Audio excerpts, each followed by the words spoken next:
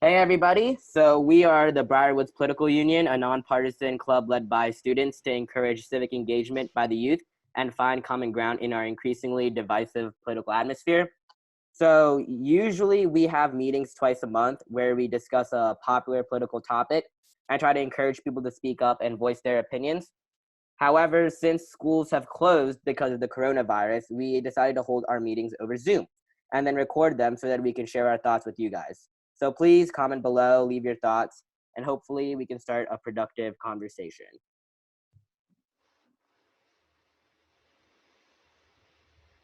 So the overall theme of this discussion is how we're just going to discuss how should the local, state, and federal governments be responding to the coronavirus.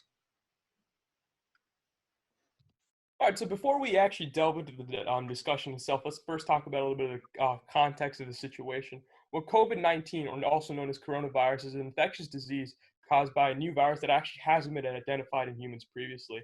Most scientists actually believe this possibly was because of the consummation of bats and snakes in the population of Wuhan in China.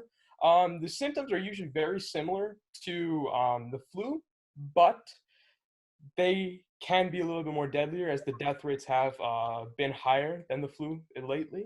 One of the reasons is because we haven't really found any vaccination for that. These numbers are just a little are actually off, and we apologize for that. This was actually finished approximately 2 days ago. The death rates are actually become 70 in the U.S. and there's approximately 6,000 to 7,000 cases, almost 7,000 cases in the world currently. And this is a national virus, and again, actually like 20 states have actually closed their schools.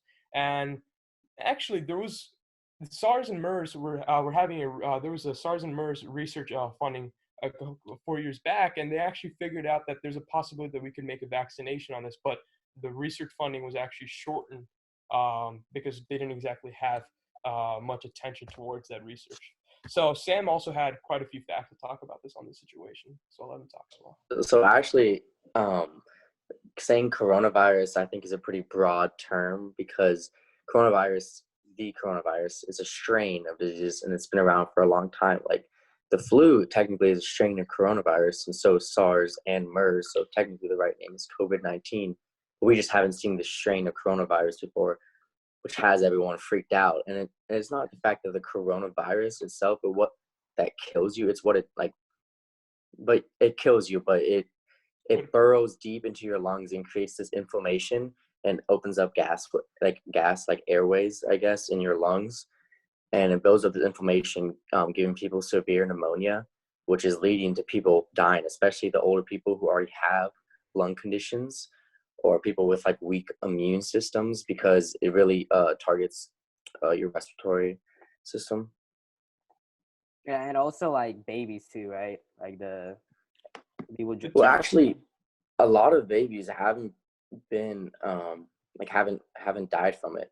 In fact, Wow. they just have like a cold or cough or something like that. It's really just the older people. I'm not sure if they know why, but it's mostly just affecting people of older age. Probably because they have like a weaker immune system, and then so this will it'll be harder for them to combat it for the older people. Yeah, and their lungs probably are just worn out from like life and stuff. All right, let's move on.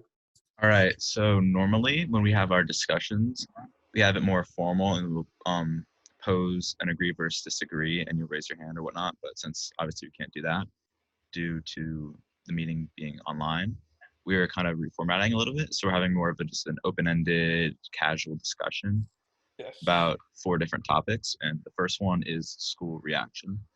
So as many of you know, schools have been closing all around the world and now in the country. And several states have closed their schools, including our home state of Virginia. Governor Ralph Northam put out an order for all public schools to be closed for at least 2 weeks.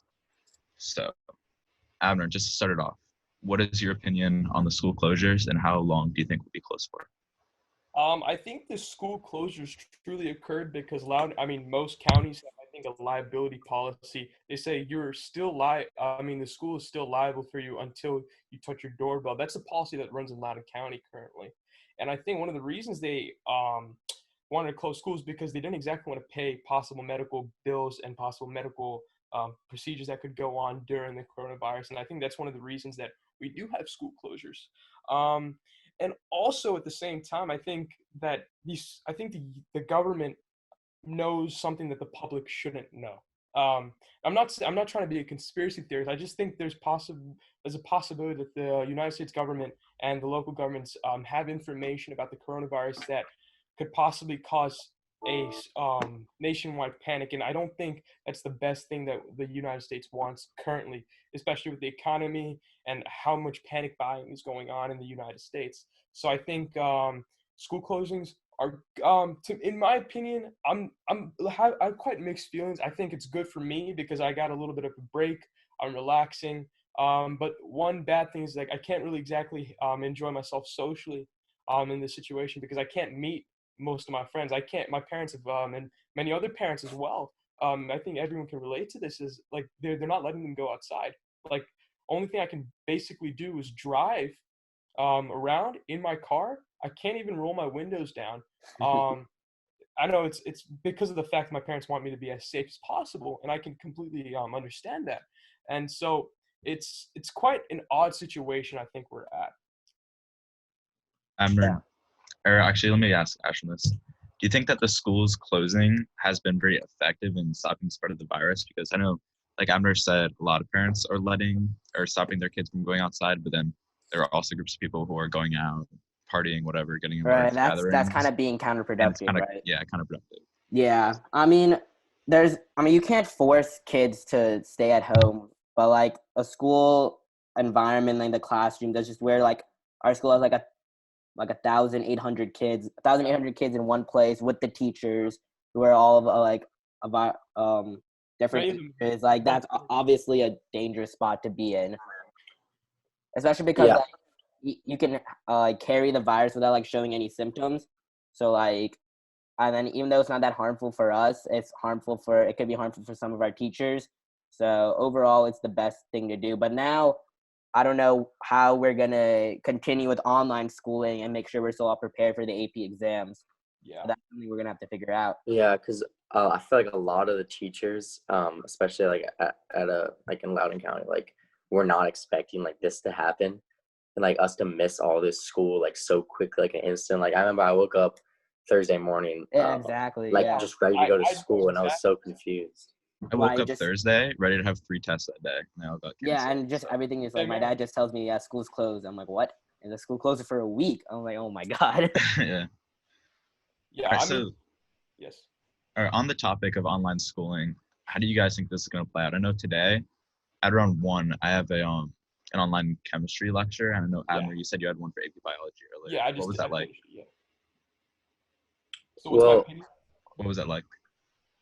For me, it was quite casual. Like, you'd be surprised. Most kids we weren't really talking about AP biology topics or the class itself. We were talking about more of how we're going to actually combat the situation in the most efficient way possible. And which is quite good for the first time actually doing this, because I don't think you want to really cover a lesson when you barely know how to use Zoom, because anything could go wrong. You could possibly, I don't know. I'm not exactly the biggest, I'm not the most knowledgeable person on technology, but to be honest, I think teachers aren't really either. Like, my biology teacher was actually admitted that the reason I'm not really giving you guys like too much, lectures or stuff like that currently is, 1, stress, and B, I really don't know how to like navigate this online school thing. So, but she did say approximately on Wednesday morning, they're going to go and have training on this, online school, how to teach conduct online schooling. Well, Abner, I kind of have a question. So how many people were on that Zoom? Like, you'd be surprised. Around 55 kids were actually on the Zoom. Out of all of her AP biology kids? Yeah. So that's still not like all of them. Like, it's still a considerable amount. But that's still quite a good amount, because it wasn't a mandatory, lecture. Right.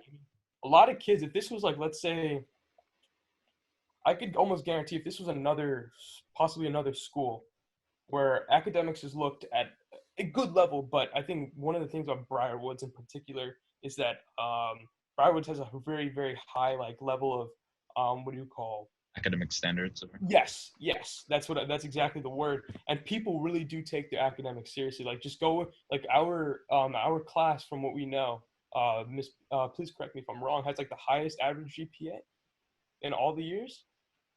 I'm not sure. I about that. didn't know about that. I probably have to I'm ask not sure counselors about that. But I do think I that wouldn't be surprised. a lot of like juniors, especially, doing like this like online schooling, it's either going to be really beneficial or it's going to be the complete opposite. Especially because I guarantee a lot of kids in our grade Just gonna slack off. they did not have that good of grades right now, and it's usually the hardest year is junior year for most kids. And I think by doing this, either teachers aren't going to care as much and they're going to give you really good grades, or it's just going to be hard to like, and there's going to be so much like miscommunication and everything like that. Their grades are just going to plummet. Yeah, So I think- regardless, this is definitely worse than actually going to school. Oh yeah, for sure. Because that face-to-face is, for a lot of kids at least, is a Helps lot a easier lot. for them to learn when they can actually ask like that. It's a lot more interpersonal than online school. And not only that, but there's also a lot more supervision for the kids who wouldn't necessarily do the work on their own if they were like Yeah. not being forced to. To kind of like push them to do it. Yeah. Well, The then reason- what about like AP exams then? But yeah, so that's another thing is the AP exams and the SAT. So I was actually supposed to take the March SAT, which got postponed indefinitely. Originally, they said that it was going to be pushed back to like the 28th. But then a few days later, I got an email from College Board saying that like, it's being pushed back and they'll let us know when it's being rescheduled. So they kind of scrapped the idea of it being on the 28th. So overall, I think that it's had a kind of negative effect for our junior year, especially with us probably being very underprepared for the AP exams, Mm-hmm. not having the ability to take the SAT as fast as you would have wanted. And it's not like I can take it in May really, because then it would conflict with AP exams. So it's like, if you haven't taken the SAT, it's kind of unfortunate for you. You're probably gonna have to take it in the summer. And then I just feel like it's had a lot of negative effects on our preparation for junior year. And now that with AP courses, there's so much content, especially in classes like psychology, where it's literally just a lot of Memorization. content, memorization, vocab, that kind of thing. Like you can't go through all the content in time, and that's really going to be negative for the AP exams because we're going to be really underprepared in comparison to previous years. Oh yeah, and back to the aspect of GPA. The reason I was a believer of the fact that our class, the class of 2021 at Briar Woods, is because like some teachers have been were telling me that we might possibly have a higher GPA level than the junior class, which broke the record of Briar Woods, which was like I think like a 4.19. The current senior class? Yes. Oh. We might actually have a higher GPA average than they do as well. So I'm not sure, that could completely change because of this online schooling. And so because of the fact that some kids could very much like absolutely do amazing in the situation, and many kids could also do horrible in the situation, which could possibly offset the whole GPA standard at Briar Woods and just Loudoun County and other schools in general, affecting schools around the world, basically. Yeah, that's basically it. But like, yeah, like the third quarter is like now over.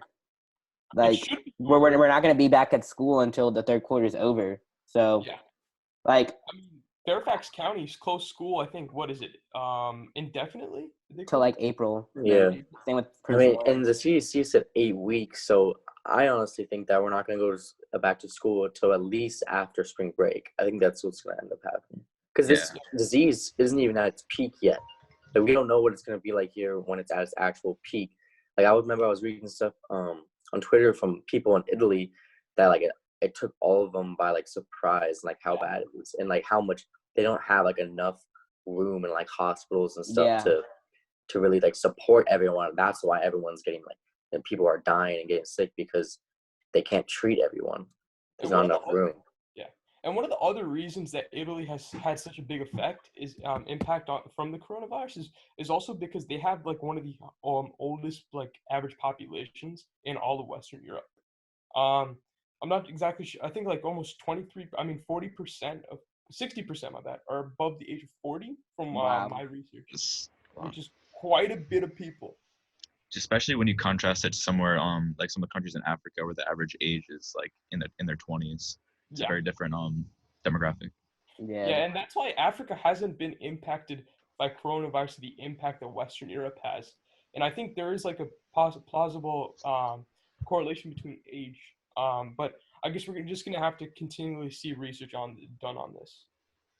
So Fairfax, I just looked at the notice. Fairfax has closed school for approximately until further notice. Oh, really? Yes. So Wow. they can monitor you from every single aspect. You can't have anything open. They'll figure it out because your webcam's on, and they're testing you from that. Schools like George Mason, I actually think, employ this strategy on online classes.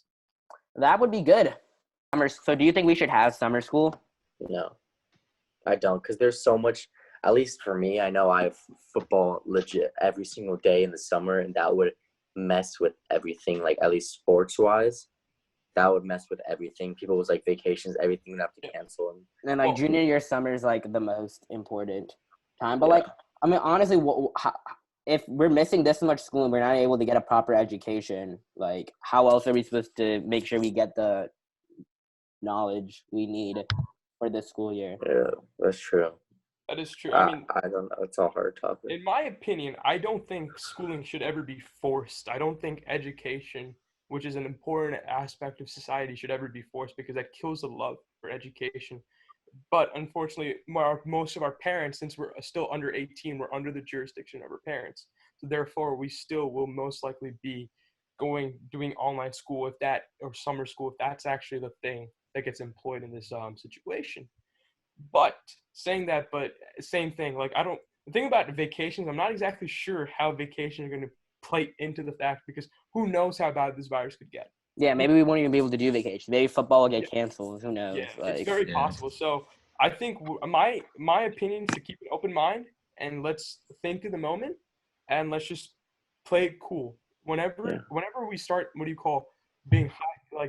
When we ever like start putting stress upon ourselves in these types of situations, we only worsen. Panicking. And I think we can all see that. We've seen like athletes talk about stress being a horrible thing, especially in like times of crisis, and just in normal like lives. Like if more times you think about stress, the more likely you are to be unhappy about it. So I think we just yeah, gotta relax. We have to relax. And I mean, we want to be cautious, but we should relax. We should look what's going on in this situation and keep going from that situation. Before we I mean, that's a lot easier said than done, though, because there's so many people out there. That is I'm true. not trying to be mean, who just don't have common sense and will just freak out with things they don't know. And they can stress themselves to the point where they think they're sick. And that just wastes hospital space because you can but I mean make yourself that's sick. human nature though. Like this is like an unprecedented experience that we're all going through. So Yes. all right. We've never seen this. We've never really seen this. So All we right. go to yeah, Jack.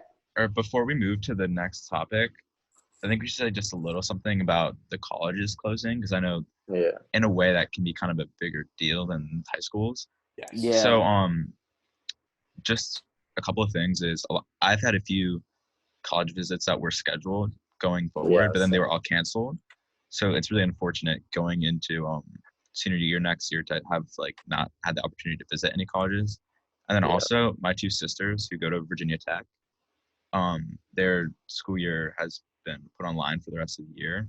Yeah. And my sister, who's a freshman, the younger one, is actually having to come home and leave campus, so she's gonna have to live from home for the rest of the year. Yeah, they're kicking out of the dorms. Yeah, my brothers both came back from USC because they just had on spring break, but it got extended. And then someone at USC came back from Barcelona, and they were tested positive for it. Oh no! And so the governor of South Carolina like closed all the schools, including the universities in South Carolina. So that they're most likely going to be at home for the rest of the semester also. Yeah, all schools, most colleges, I'm pretty sure have closed by this point. Yeah, because they have kids who study abroad coming from all over the place, so you don't know what kind of diseases they bring back. I have a friend who was actually studying abroad in Italy and was sent home because of like how bad the situation was getting a couple of weeks ago. Yeah. All right, let's move on to the next one then. Yeah. All right. So obviously this has had like a huge toll on the economy.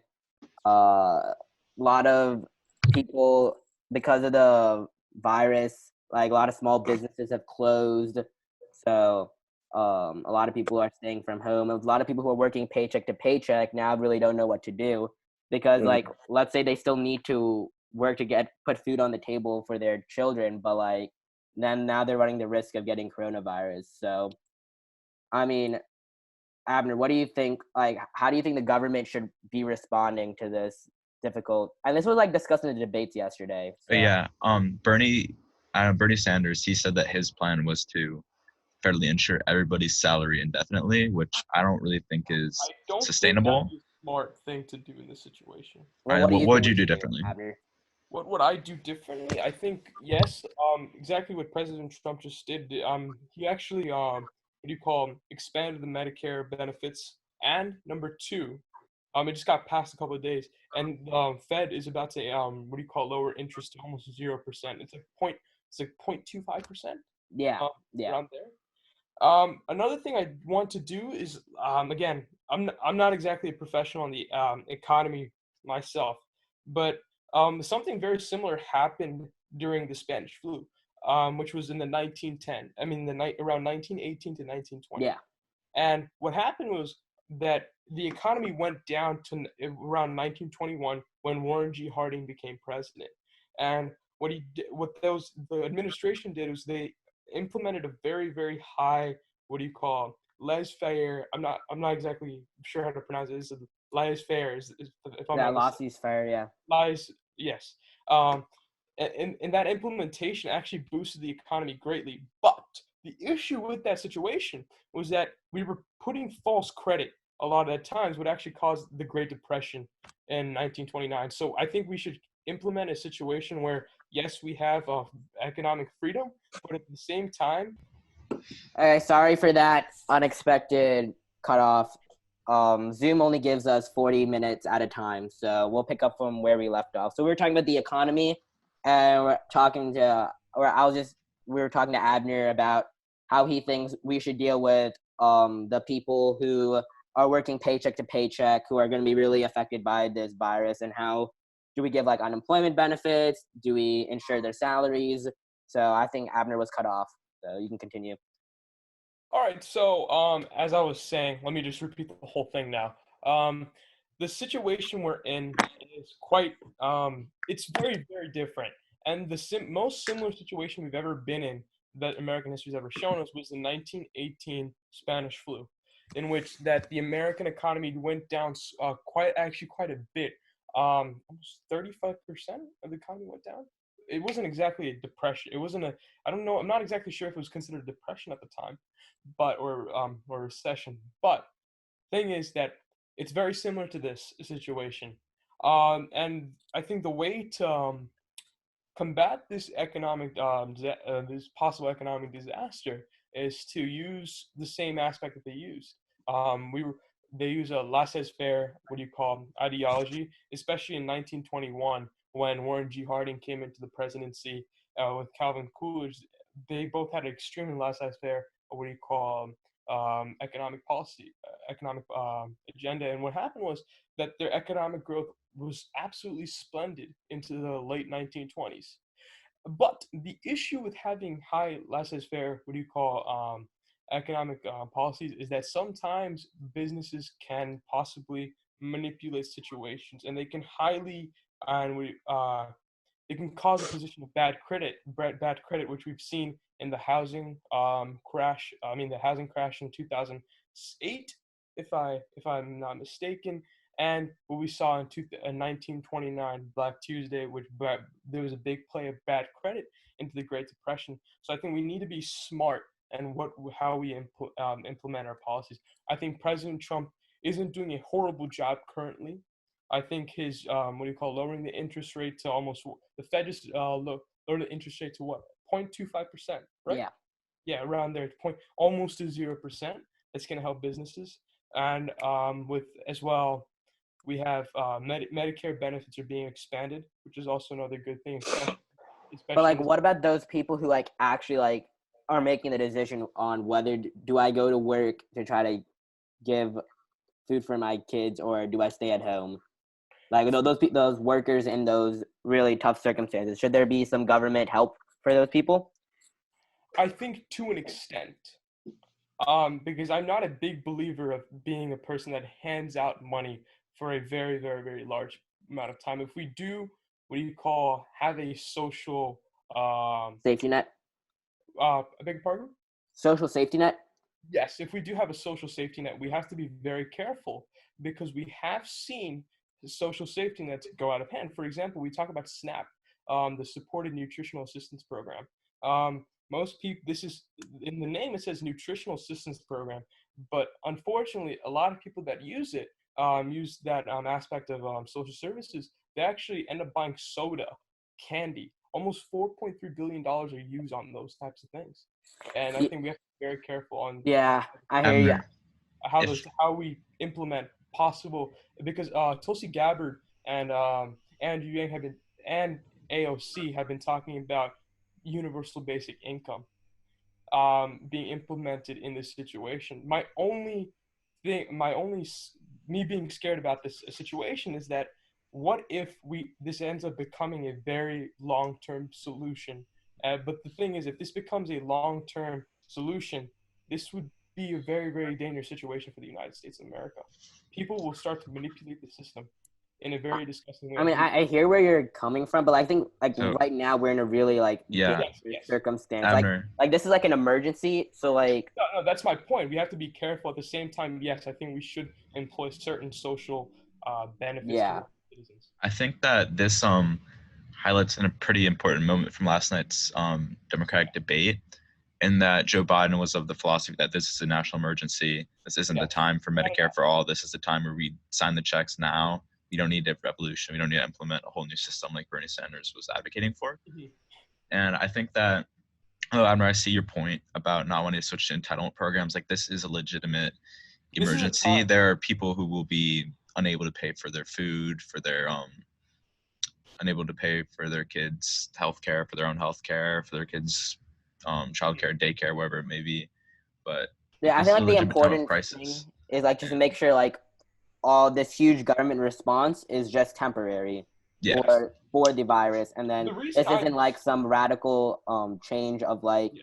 how government is gonna act in the future, which I think like what Bernie Sanders was trying to highlight. This like the virus like exposed like how the system's broken, which is why we need to move towards a whole new different system. Whereas Joe Biden was saying, no, right now we'll go really involved with the government right now because the government emergency, but that doesn't mean that's what we need to do forever. So I think Yeah. that was like the main contrast. My main problem with that is that this could possibly become a manipulation tactic for certain political parties. Me saying that because of the fact that it's possible that, for let's say President Trump doesn't enact this situation, I'm actually very pro that we need to help people. What do you call? There has to be certain social programs. I'm not saying that we shouldn't have certain social programs, but I'm saying we have to be quite wary of the situation because it's very possible that, let's say President Trump does enact this solution and he gets elected. I can almost guarantee there's going to be a high positive correlation with the popularity of President Trump going up based on these social programs. Many people actually enjoy this, and I think it's very possible. I'm not saying it will happen, but that we might keep this system, if not permanent, but for a very long time. That could Okay, I think I see where you're going. that Let's could move cause on economic to downturn. yeah. So again, let's be smart. Let's be calm in the situation. As much as I don't want to say, I don't think we should have a complete revolution of this situation, but I think there has to be certain modifications done. I think yes, maybe to an extent we might have to enact maybe, I don't know how to say it, maybe not universal basic income, but maybe a progressive income. For example, certain people get certain amount of money. I hear you. All right, let's move on for the purposes of time to Oh trading no, with please. to like banning trade with Europe potentially or the borders. So Sam, what do you think about that? So I think trade is a really like tricky topic, especially like if we're banning trade, because at least I know from China, almost 100%, if not 100% of our pharmaceuticals come from China. And so like to ban, and we probably get a lot of important stuff from Europe too, but to ban like trade and stuff, it affects a lot of people. But that's why it's a tricky like situation, especially for, decisions for Trump to make, because a lot of people can be affected in other ways, and other people have other diseases and topics their like health that can be really largely impacted, and they could be dying from other things besides COVID-19.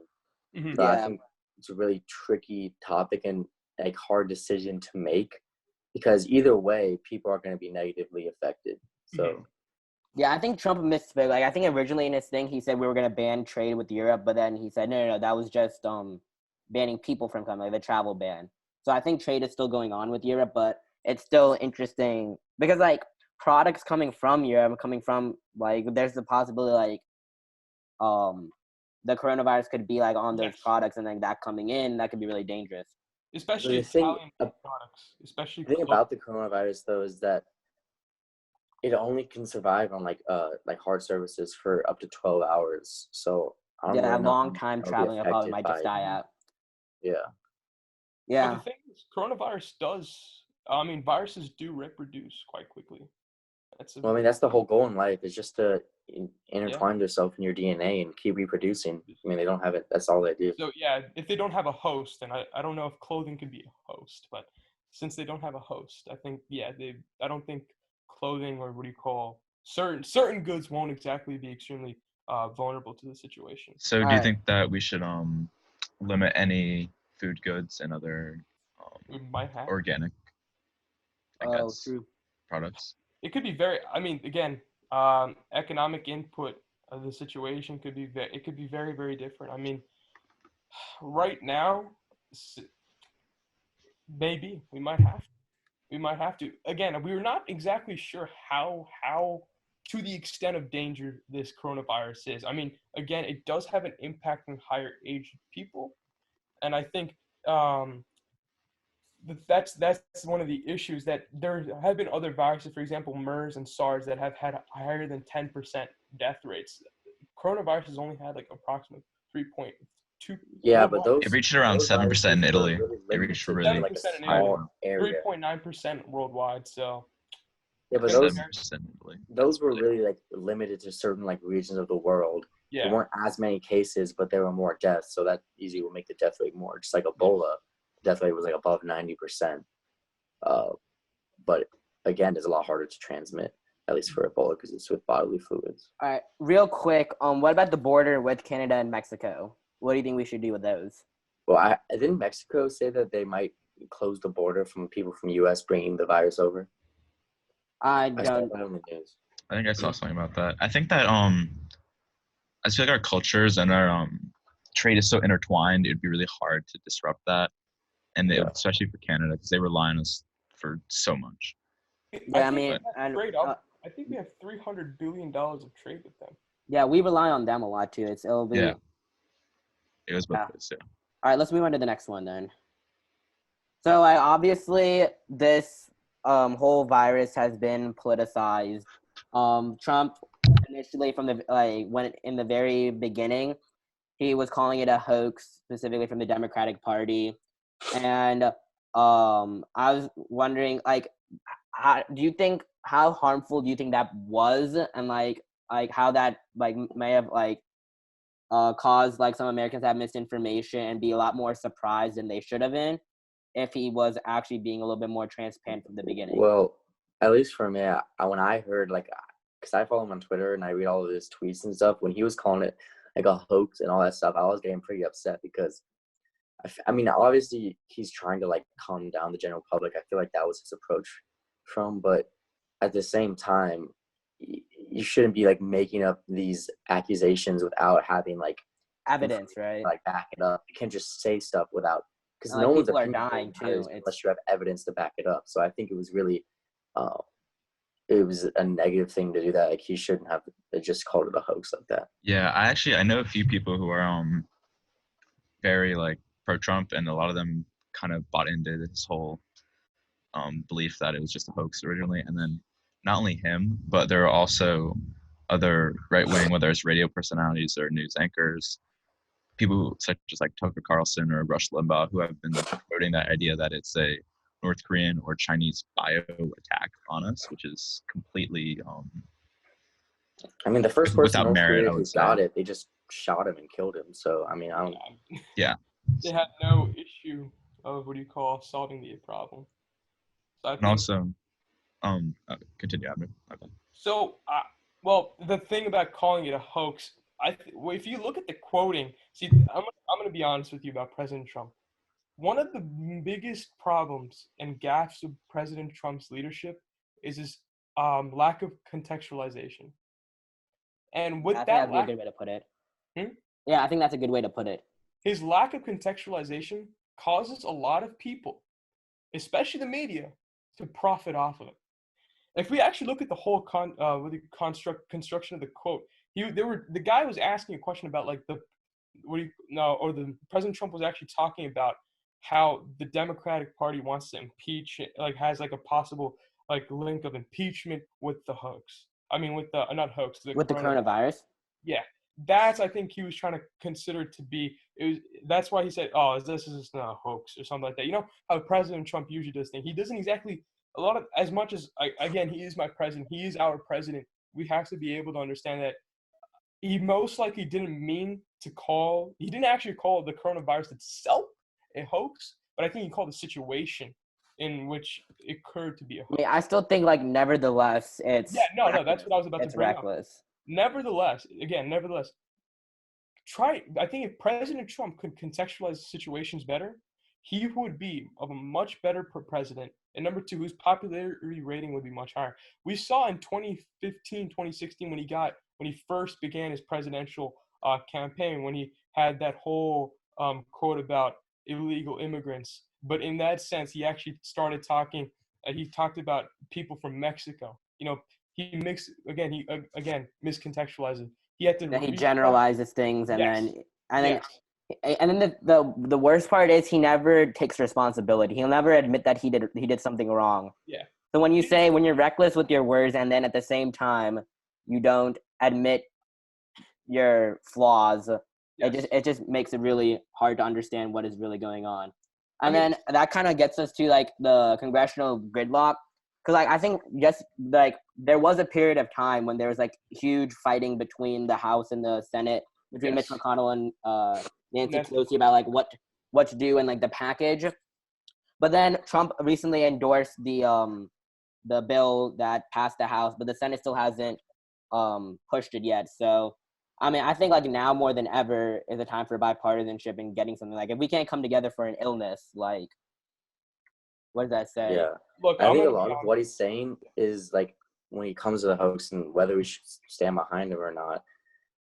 I mean, it's obviously a time in like our society where we should be like united with each other, but for a lot of people, their views and their own personal beliefs can get in the way of that, and they can just cause so many problems of people fighting and stuff like that, and then that's how it leads to like revolutions and stuff like that, and just tearing apart of a country.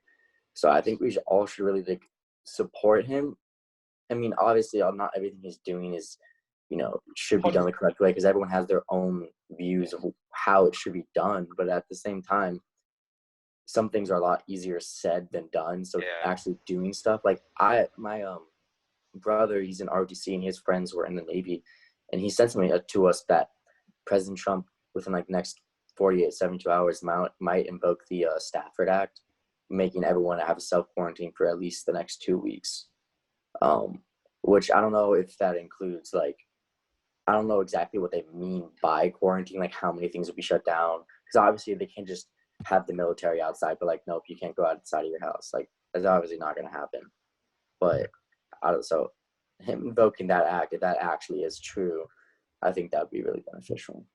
Yeah, I mean, it kind of goes both ways. Like, we need to find it in ourselves to, like, put our personal political beliefs aside and, like, stand, like, united in this time. But, like, at the same time, the leadership has to come from the top. And he cannot be saying, I mean, he doesn't say it's a hoax anymore. No, he doesn't. He took national emergency off of it. Yeah, nothing in a national emergency. But, like, the leadership coming from Trump and Pence also, that also needs to be there. So it'll make it easier for us to unite behind him. Yeah, I think there's definitely a time and a place for criticism. And I think he has done things that deserve criticism for sure. But I don't think that time is necessarily now. I think now we just need to act together and do what's really right for the country and not try to like sneak little clauses into a bill like that is intended to be not be Yes. political at all. Yeah. So what happened with the Hyde Amendment is that so many what do you call conservative news sources like to talk about the Hyde Amendment because it's like it's like an abortion what do you call clause. And the thing about that is that some conservative lawmakers, conservative news sources say Nancy Pelosi put this in their clause, and they wanted to what do you call have a what do you call more of a how do I explain this? They wanted more of a lack of what do you call regulation on abortion. And then Right, so Hyde Amendment is restricting federal funding on abortion. yes. So under the Hyde Amendment currently, federal funding can only be used if it's threatening to the life of the mother. But then if they added a clause changing it, they would allow for federal funding of all abortions that are legal. Like, yeah, I think just like trying to talk about that in this scenario is just not appropriate. So whether that is true or whether it's not, it just shows the greater problem. It's Yeah, not and at all.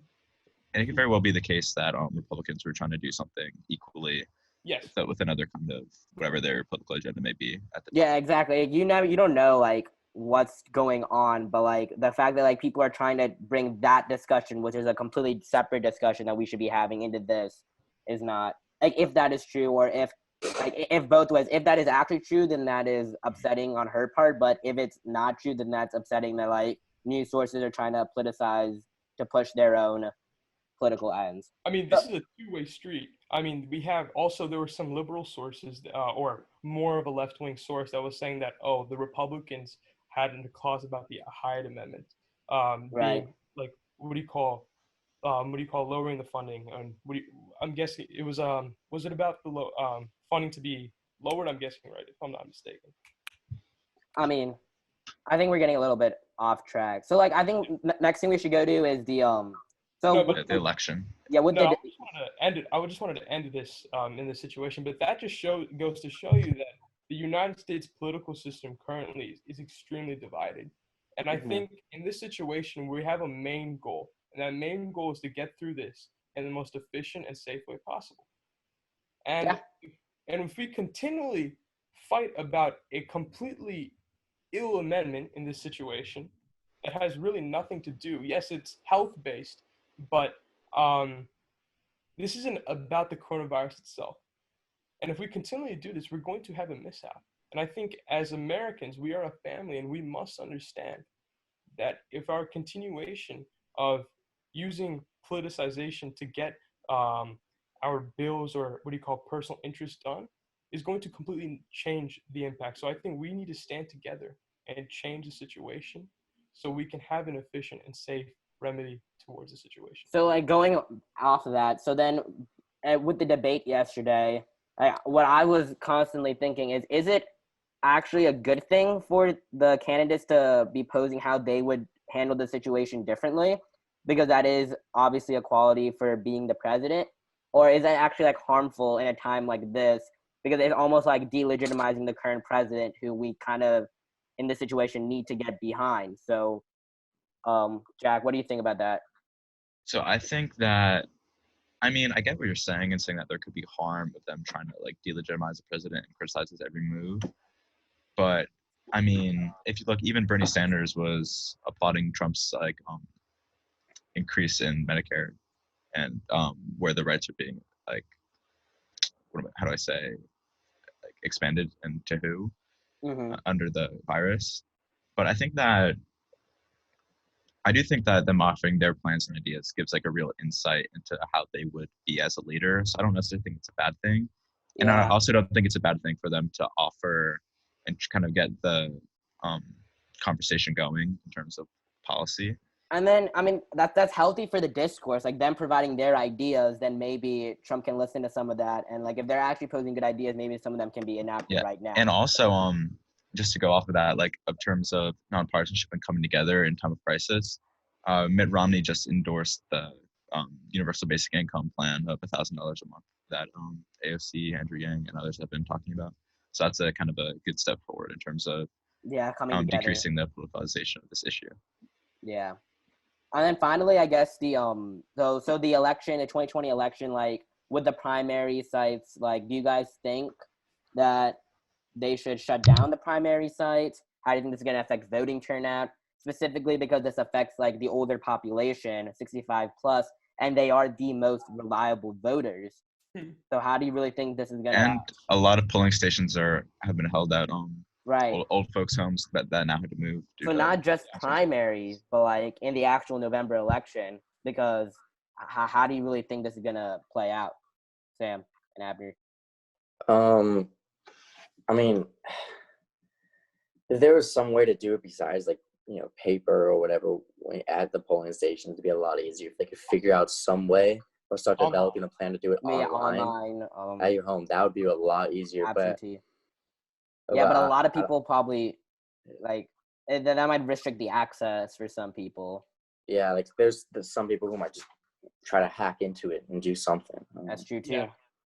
That could actually be the thing about being online. It could be extremely vulnerable.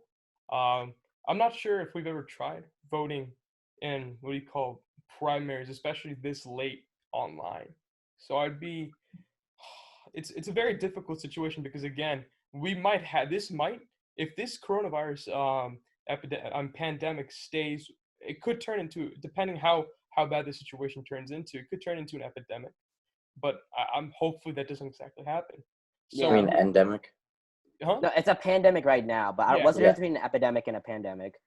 An epidemic, I think, would be like a very, very dangerous situation all throughout the world. I mean, the whole world has been encompassed by this reign of this virus, and it could completely change the dynamic of the world itself. Like, I don't know if you've seen the movie World War Z. Okay. Yeah, to that extent, that would be an epidemic. I don't think that'll happen, but a lot of things you don't think about do sometimes happen. So let's just keep our minds open. Yeah, I mean, I know the United States is really like rigid. The United States federal government is really rigid with their scheduling, and like everything has to happen on this certain time. But maybe like pushing everything back might be. I'm just like waiting. They might have to push the election back. They might actually have to do that. I mean, that's like we never do that because we like have strict scheduling. But like that might be something we have to do. I know. Just in Have you ever been in this situation this close to an election and in this type of situation? No. So I think that when it comes to considering the use of technology or other kinds of voting, like I think that a good reason why that's not a good idea is just look at how much of a disaster the Iowa caucus was. Yes. And that caucuses in general are a disaster. That's the first caucus. Yeah, no, like the Iowa thing was completely a disaster and delegitimized the event itself because of how awful it was. Like it was very inconclusive. No one was really able to declare victory, and it actually, being the disaster that it was, it really helped out Joe Biden because he did perform awfully in Iowa. But since there was really no media coverage because the results were inconclusive, like that really gave him a boost. Yeah. The only media coverage that really got to the Iowa caucus is extremely negative reviews from the conservative media or the right-wing media. I think that's really it. And but that's also kind of expected. Like that falls right into their line of trying to push what they wanted. So that was that would, and especially for a federal election where that would really hurt the system if. And I don't think we're ready for an online system yet. It'll still be vulnerable. But that's like the one way that possibly, if we want to consider the situation of the United States right now. All right, let's move on to the next one. Yeah. Okay. All right, Jack. All right. So the last topic is government policy, and this can be local, state, federal, and even worldwide, as we see things like the UN start to take action on this issue, and the World Health Organization, etc. So they've taken some different policies worldwide, and they vary by state as well. So, for instance, Italy is on total lockdown, and no one's allowed to leave their home. And then the U.S., we declared a state of emergency, but then since a lot of the power lies within states and within local government, it really just depends on where you go. Like, for instance, some states have closed schools, and some are still open at the moment. Wait, Jack, I was reading something online about Italy. I'm not sure if it's true, but they were saying that if you because they're all like in quarantine right now, if you tested positive for coronavirus and like you went outside and like went to places, technically you could be considered, like you could be fined and put in jail for that. Yeah. I don't know about that. I know one other policy in Italy was that they're only allowed to leave their homes once a week to get supplies. And I wouldn't be surprised if the U.S. didn't return to something like that, because the severity of the situation in Italy, like we have to keep in mind that we are a few weeks behind them, and it will likely get that bad. So we just need to be prepared for anything. Yeah. So I think it's important for the government to take a preemptive approach on this matter, just to ensure that we don't. Yeah. I mean, if he as bad as does, they can. if President Trump doesn't invoke that Stafford Act that I was talking about, which supposedly he might, I think that would honestly be pretty like beneficial to our public, especially doing it now. Yeah, a lot of this is timing, like doing the act, like planning ahead, and then doing it while there may not be a need for it right now, planning for the future, so that it doesn't get to the point where it, because like when Trump was giving his address, the Dr. Fauci kept on saying the key thing is stopping like the peak from going really, really high, like tapering off the peak. And the way you taper off the peak is taking measures now. So wait, I just saw it's really I'm how on swift this goes. I'm on a Microsoft News website right now, and apparently like this just happened like an hour ago. The first US volunteer got his first like clinical trial, I guess, for a vaccine in the US. Oh. Yes, yeah, that was Like just now. Well, at least the article was just published in Seattle. So it was probably last night, because I heard about there was going to be a vaccination trial last night. So Yeah. I guess we're gonna have to see how that goes. How are the results out? Well, I mean, oh sorry. I mean, either way, with clinical trials and stuff, for any new pharmaceutical, anything, it takes usually like a couple of years or like a year to do it, because you have to go through clinical trials, research and development, and all those different stages. But will the government cut off some of the regulations? Yeah. Oh, right here it says to expedite the process. This article says that if the research goes well, it wouldn't be available for at least 12 to 18 months. Yeah. So at least a year. And then we could be out. There's a difference between like it being like actually tested so that it's a good vaccine, and then it being able to be mass produced and accessible to everyone. So do you think that it's better that we spend our resources on treatment instead of I mean, obviously we have to work towards a vaccine going forward. It's a balancing act. But do you think that I think that we need to balance out the budget in terms of working for treatment, where that might be a better approach, and for example, like increasing the amount of ICU units available or hospital beds, because even compared to other countries, like we have I think it was on like 1.2 hospital beds per 1,000 people, which is lower than even like China and Italy, where it has been very severe. So I think that we need to oh yeah, wasn't like in the debate they were talking about the National Guard and like should we get the military involved, because like they'll be able to like build a lot of tents with like hospital beds like really quickly, like they have a lot of the resources that could possibly be used. So like a lot of people are calling for it. Like I think Cuomo, the New York governor, called for the National Guard, so like that might be another way that we might have to consider. All right. So now let's go to Ashwin. What is your opinion on the interaction between the public and the private sector that Trump has been meeting with different CEOs and so forth? And then also, is capitalism suited for a pandemic, or would a system like socialism, where the government can immediately take control over the business and then regulate it in accordance with public health interests? Do you think that would be a better system to deal with such I mean, an I think issue? it's good. Like Trump was talking to like the Walmart CEOs, the Target CEOs, and like coordinating with them so that we could possibly have like the plan was like the drive-ins, like in the parking lots, they'll give their parking lots, and the drive-ins you can get like tested.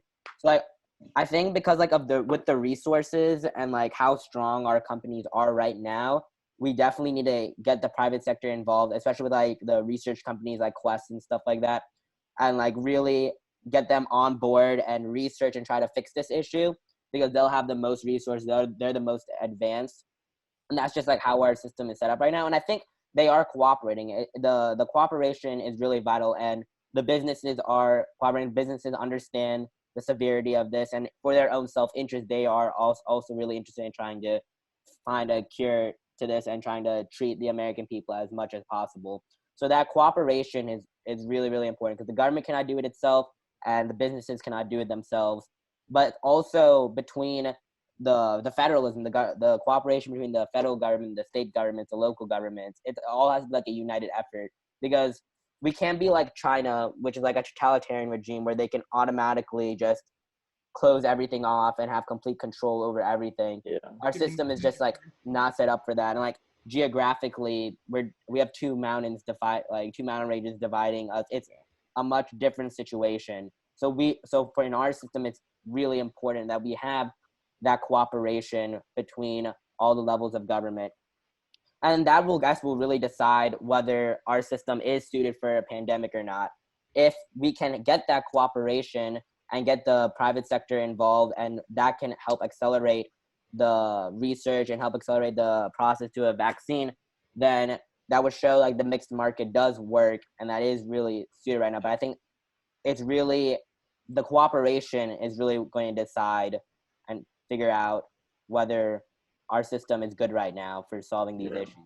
Yeah. I think it's a good thing that right now, like between like the private sector and the government, that we have a president who's a businessman first and not a politician, because he In knows this how to like situation, deal it with might actually be helping. Yeah.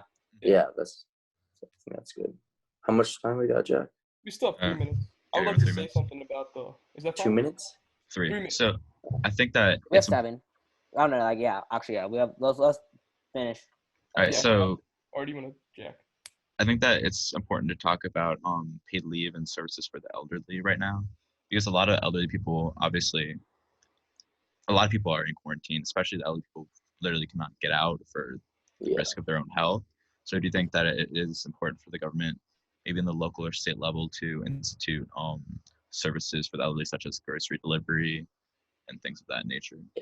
Yeah, definitely. Especially, at least I know from my grandpa, he already has like a terrible lung condition, and he's like over 80, and like he's self-quarantining in his house right now. My dad has to like bring stuff over to